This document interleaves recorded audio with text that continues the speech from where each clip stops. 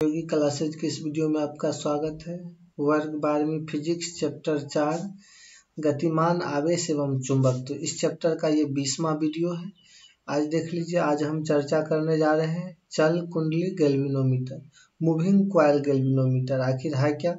अब देख लीजिए, तो जब किसी कुंडली को प्रबल एवं अस्थायी चुंबक क्षेत्र में लटकाकर उसमें विद्युत धारा प्रवाहित की जाती है तो विद्युत धारा और चुंबकीय क्षेत्र की पारस्परिक क्रिया के कारण कुंडली पर एक बलयुग्म कार्य करने लगता है जो कुंडली को घुमाकर चुंबकीय क्षेत्र के लंबवत लाने की चेष्टा करता है। इसमें विद्युत धारा और चुंबकीय क्षेत्र के बीच का जो बलयुग्म का जो संबंध है उसको दर्शाता है। चल कुंडली गैल्वेनोमीटर में इसको धारा मापी भी कहते हैं। चल कुंडली धारा मापी गैल्वेनोमीटर का ही दूसरा नाम है। अब देख लीजिए, इसकी बनावट के बारे में चर्चा कर लेते हैं।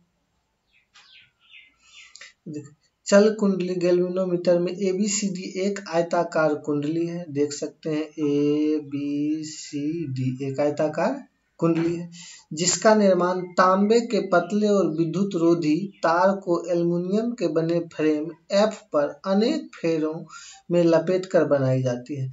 अब इसको देख लीजिएगा, इसको जो बनाया गया है तांबे के पतले और विद्युत रोधी तार को एल्युमिनियम के फ्रेम पर लपेटकर बनाया गया है। ये F जो है ये फ्रेम है। अब देख लीजिए, इस कुंडली को एक शक्तिशाली नाल चुंबक के बीच में रखा जाता है। अब शक्तिशाली देख लीजिए, ये उत्तरी ध्रुव है और ये दक्षिणी ध्रुव है, दोनों चुंबक के ध्रुवों के बीच रखा गया है। कुंडली के थोड़ा ऊपर एक अवतल दर्पण लगा रहता है। देख लीजिए, एक ऊपर में एक मिरर लगा हुआ है जिसकी सहायता से कुंडली का विक्षेप आसानी से देखा जा सकता है। जिसमें विक्षेप होती है कि नहीं, इस मिरर की सहायता से आसानी से देख सकते हैं। ये मिरर लगा हुआ इनक लगा। कुंडली के बीच नर्म लोहे का एक बेलन आई होता है जिसे क्रॉड कहते हैं। अब देख लीजिए, ये आई है, इसी को हम क्रॉड कहते हैं। ये यहाँ पर संकेत भी दिया हुआ है।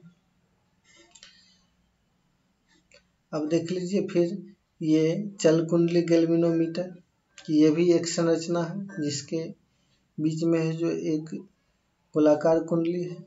अब देख लीजिए, चुंबक के जिस चुंबकीय क्षेत्र में कुंडली को रखा जाता है उसे त्रेज्य चुंबकीय क्षेत्र कहते हैं। जिसमें कुंडली को ये बीच में जो रखते हैं जहाँ, इसी को त्रेज्य चुंबकीय क्षेत्र कहा जाता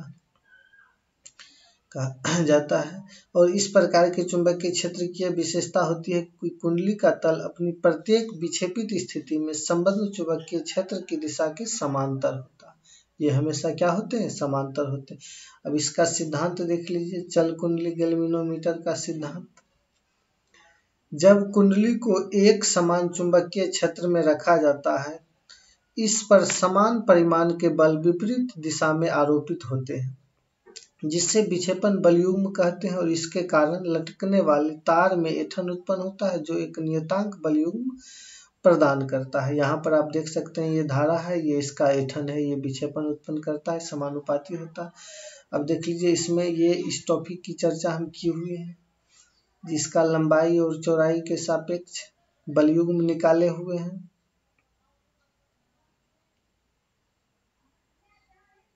अब देख लीजिए, ये चल कुंडली गैल्वेनोमीटर में लंबाई L चौड़ाई B ये लेकर टर्क्यू बराबर बल गुना लंबवत, तो बल का परिमाण गुना लंबवत दूरी। तो देख लीजिए, ILB ये लॉरेंट बल से है, ये उसकी लंबवत दूरी है दोनों, तो ये लंबाई गुना चौड़ाई क्षेत्रफल हो गया।